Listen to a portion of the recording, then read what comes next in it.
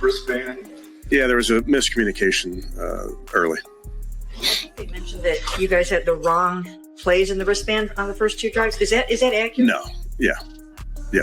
There was something. I don't know if the wristband got something on it or whatever it was, but there was we got that fixed pretty quickly. I thought it was going to be impossible to have him have a game like he did yesterday, and the prevailing thought afterwards wasn't going to be anything but Stefanski's awesome. Wow, look at the work that he did. Yep. I didn't know that we could have this type of moment, and because you know, because we've been talking about it for months. What was going to make me the most angry through all of this was them trying to take credit for Shedeur being good at football. He's always been good at football. Okay, there's nothing Stefanski did in 3 weeks that made the light bulb go on. Okay, and I was getting ready to be angry about it all, but the way yesterday went down, that's not the conversation at all. Kevin Stefanski just accidentally exposed his secret agenda against Shedeur Sanders in a post-game press conference after the Browns' historic 31-3 loss to the Chicago Bears. And what he said about the mysterious wristband malfunction, combined with his refusal to answer whether it was a mistake to not start Shedeur earlier, reveals a pattern of sabotage that has fans and analysts calling for his immediate firing. The disaster started when Shedeur sprinted to the sideline during the first quarter because his wristband had the wrong plays loaded, resulting in a delay of game penalty. And when reporters asked Stefanski if they had the wrong plays in the wristband, he gave a vague answer about miscommunication and something getting on it before claiming they fixed it pretty quickly. But Shedeur told a completely different story, saying the card just fell out, exposing that either the coaching staff is lying or they genuinely sent their rookie quarterback onto the field unprepared. But here's where Stefanski's agenda gets exposed. When directly asked if it was a mistake to not start Shedeur earlier in the season, after he's shown flashes of brilliance, Stefanski refused to answer, saying, "Yeah, I'm not going to get into that." And combined with reports that owner Jimmy Haslam is still undecided about Stefanski's future, while fans flood social media with "Fire Kevin Stefanski today" and accusations of top-tier sabotage, it's clear this coach has been protecting his own reputation by setting up Shedeur to fail rather than giving him. And what about the interceptions? Obviously, the second one was not Shedeur's fault, but the other two looked like he just kind of made some poor decisions there. Yeah, I'd rather look at it, Mary Kay, to give you a more informed answer. We know that team is good at taking the ball away, particularly intercepting the ball, so we'll learn from those. And what about the one that did get ripped out of Jerry Jeudy's hands? I mean, what can you say about that? Yeah, obviously, we're trying to make a play there. In that moment, trying to get on the board, their guy made a good play. Kevin Stefanski's got to be fired. Such an idiot, mismanaging what would have been a fantastic comeback from Shedeur Sanders. Almost 400 all-purpose yards, 4 touchdowns, 1 interception. He had a fantastic game, but he leads a scoring drive down 14 to score with about 4 minutes and some change left. You should kick the field goal to make it a 7-point game, but Ken Stefanski is the smartest guy in the room, goes for 2, doesn't work out. Then it's a 3 and out. Then the Browns get the ball again. Then Shedeur scores another touchdown drive, right? You should be kicking the field goal to tie this thing up, get ready for overtime, but you got to go for 2. Another disastrous play call. Doesn't work out. Browns lose by 2. Kevin Stefanski's got to go, man. This guy, whether it's intentional or not, this guy's always putting the Browns at a disadvantage. Shout out to Kalshi for sponsoring the video. DTB, use that code, get a $10 bonus when you deposit 10, and hey, maybe put a little bit on Shedeur and the Browns getting the upset over the Bears next week. Okay, y'all need to understand what just happened in Chicago, because on the surface, it looks like the Browns just had another bad game in a terrible season. But when you actually pay attention to what Kevin Stefanski said in that press conference, and more importantly, what he didn't say, you start to see a pattern that's been building all season long. And it's not pretty. Let me take you back to the beginning of this game, first quarter. Shedeur Sanders is trying to get the offense going, and suddenly there's complete chaos. Shedeur's looking at his wristband, clearly confused. He sprints to the sideline to get the play directly from Kevin Stefanski, and what happens? Delay of game penalty. Then they have to swap out his wristband entirely. The Fox broadcast booth was puzzled, fans watching at home were confused, and everyone was asking the same question. What the hell just happened? So after the game, reporters asked Stefanski point blank, "I think they mentioned that you guys had the wrong plays in the wristband on the first 2 drives. Is that accurate?" And Stefanski's answer, "Yeah, there was something. I don't know if the wristband got something on it or whatever it was, but there was. We got that fixed pretty quickly. I don't know if the wristband got something on it or whatever it was." Y'all, this is the head coach of an NFL team, and he doesn't know what happened with his quarterback's wristband. He's giving vague answers about something getting on it, like he spilled coffee on the play sheet. That's the on TV they mentioned that something happened with your wristband after the first 2 drives. Oh no, the card just fell out. Yeah, just fell out on the sideline. Yeah, that was it. Shedeur, this is just your fourth start, but to have the ups and downs of having 4 touchdowns last week and 3 picks, how Yeah. you can handle that and kind of process and move on? Well, yeah, I'm the same person, regardless. So I still got the same belief, in myself, and I definitely, like it is every week. You got to get out there, learn from it, play better. But here's where it gets interesting. When Shedeur was asked the same question, he gave a completely different answer. A reporter asks about the wristband, and Shedeur says, "Oh no, the card just fell out." "Yeah, it just fell out on the sideline." "Yeah, that was it. The card just fell out. So which is it? Did something get on it like Stefanski said, or did the card just fall out like Shedeur said?" Because those are two very different explanations for what happened. And here's why this matters. This wasn't just some minor hiccup. This was the first quarter of a crucial game. Shedeur is making just his 4th career start. He's trying to prove he can be the franchise quarterback for the Cleveland Browns. And his own coaching staff sends him onto the field with either the wrong plays or a malfunctioning wristband. That's not preparation. That's sabotage. But the wristband fiasco was just the beginning of how Kevin Stefanski exposed his agenda in this press conference.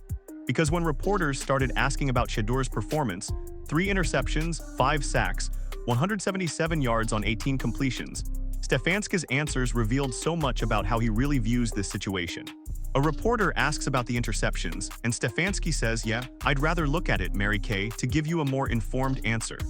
We know that team is good at taking the ball away, particularly intercepting the ball, so we'll learn from those.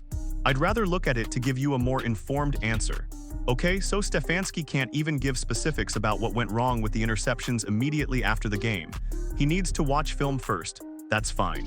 Except he had no problem immediately defending one of the picks by saying their guy made a good play when asked to. Yeah, I'm obviously thinking about just this game and those type of things. He's a young player that is making progress, like we've talked about all week, and I see it in games. I get to see it in practice. There's going to be ups and downs to young players, in particular quarterback position. So we'll learn from it, and we'll be better next week. So he can immediately defend that interception, but he can't talk about the other 2. Interesting. Then a reporter asks the question that every Browns fan has been wanting answered. "I know you have told us that Shedeur is the starter for the last 4 games this season. That still holds." And Stefanski gives the shortest answer of the entire press conference. Yes, no elaboration. No, absolutely, he's our guy. No, we have full confidence in him. Just yes, like he's being forced to confirm something he doesn't actually believe.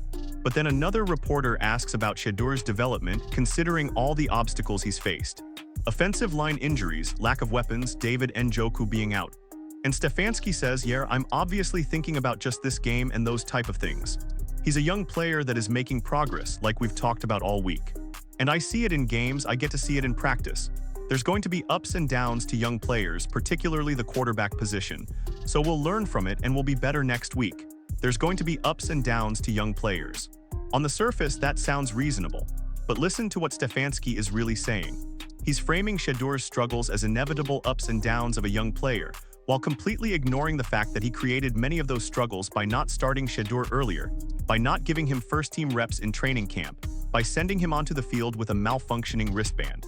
And when a reporter points out that the Bears' defense is good at takeaways, and asks if Stefanski talked to Shedeur about the ups and downs, going from 364 yards and 4 touchdowns last week to 3 interceptions this week, Stefanski says, "Oh yeah, I mean sure.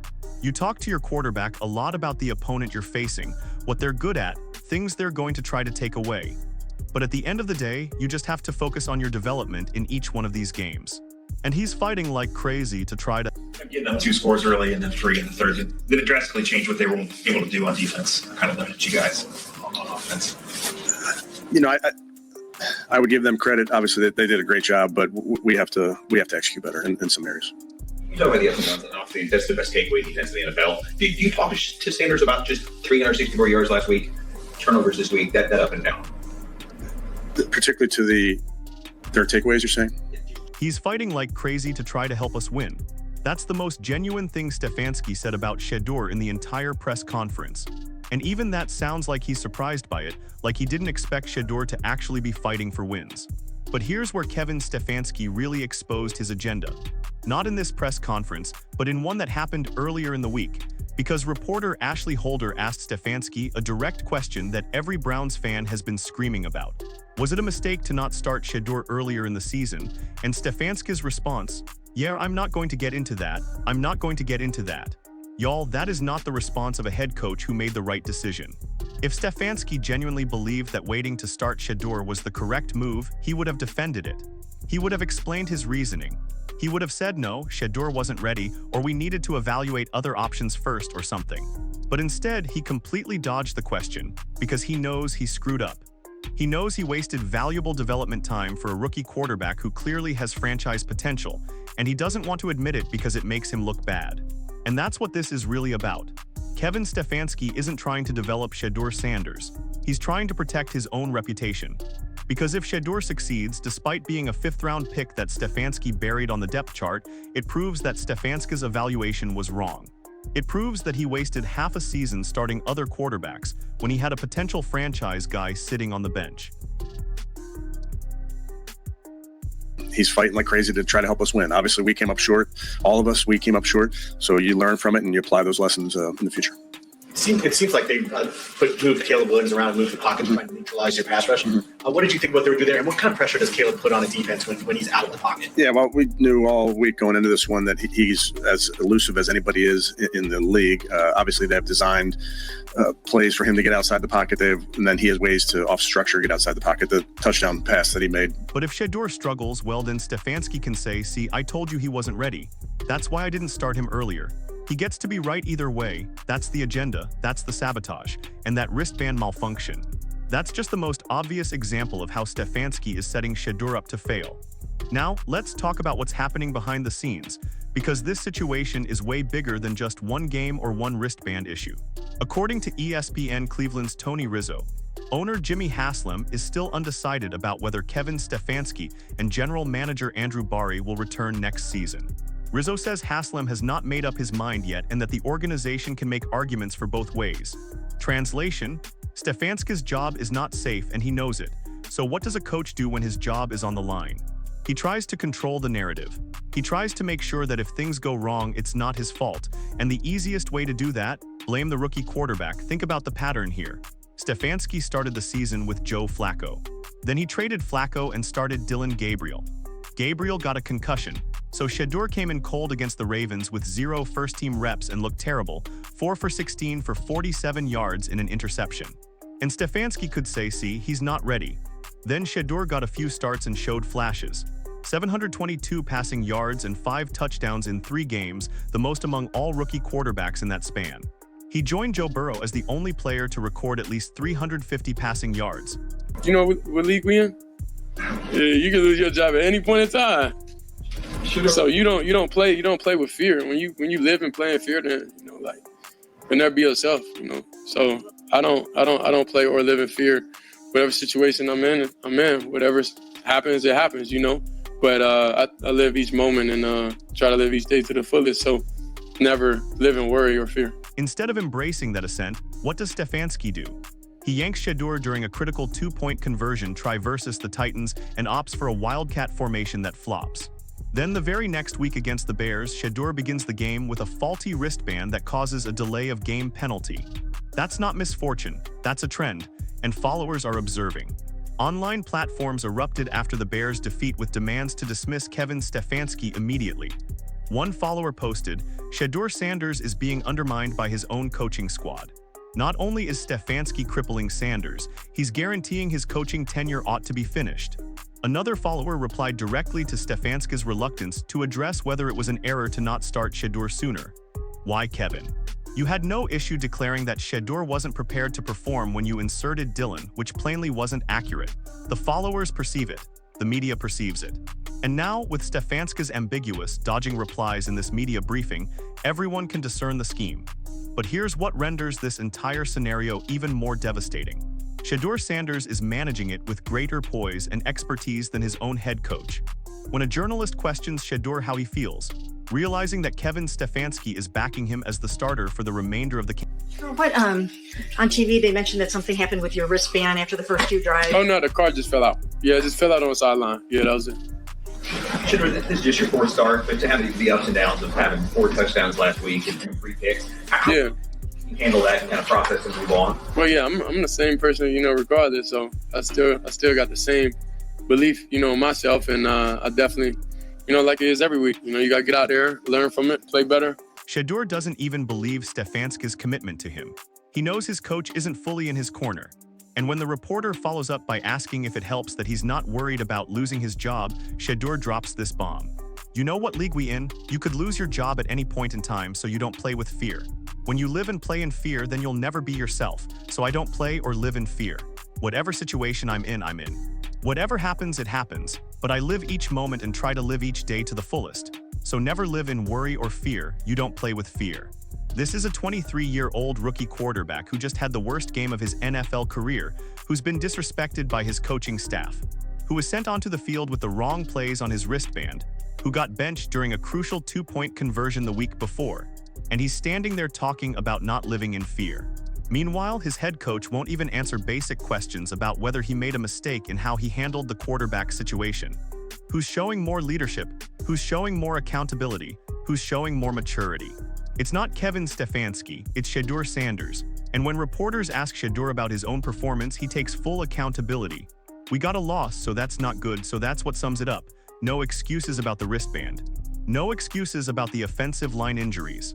No excuses about being a rookie, just straight accountability. We lost, so I didn't do good. That's franchise quarterback mentality. That's the kind of player you build around, not the kind of player you sabotage. So here's my question for you. Does Kevin Stefanski's vague, deflecting answers about the wristband malfunction, combined with his refusal to say whether it was a mistake to not start Shedeur earlier, prove he's been sabotaging this kid all season to protect his own reputation? Is sending your rookie QB onto the field with the wrong plays on his wristband just miscommunication, or is it part of a pattern of setting Shedeur up to fail? And when Shedeur shows more maturity, accountability, and fearlessness than his own head coach, doesn't that prove the Browns have their franchise QB and just need to fire the coach who's holding him back? Drop your thoughts in the comments, because Kevin Stefanski just accidentally exposed himself, and Browns fans are done watching their future QB get sabotaged. If you believe Stefanski needs to be fired before he destroys Shedeur's confidence and development, smash that subscribe button. This isn't about one bad day. This is about a coach protecting his job by making sure his rookie QB doesn't succeed too quickly and expose how wrong he was about the entire situation.